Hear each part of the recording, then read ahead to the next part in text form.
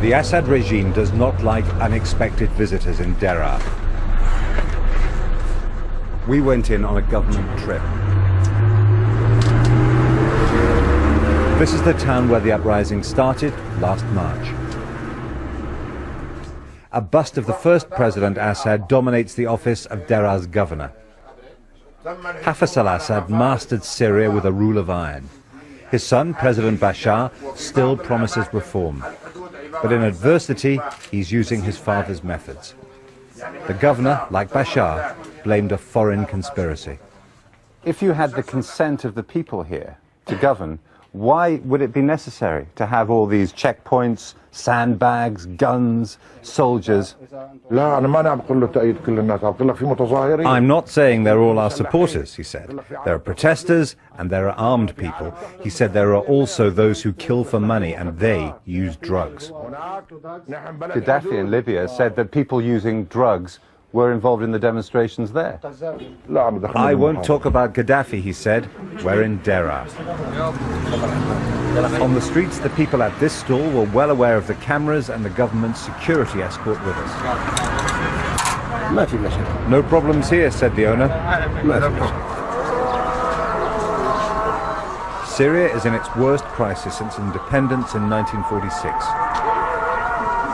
Der'a is still a troubled town.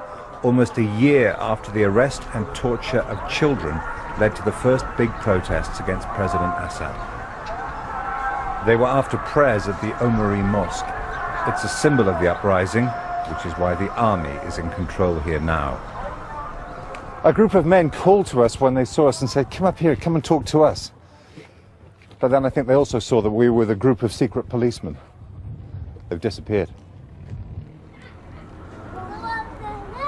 But then a man reappeared further up, gesturing, in full view of a position that locals said had been used by regime snipers.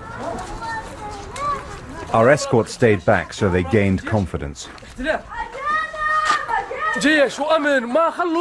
army, the secret police, they're killing us. This is a street full of martyrs.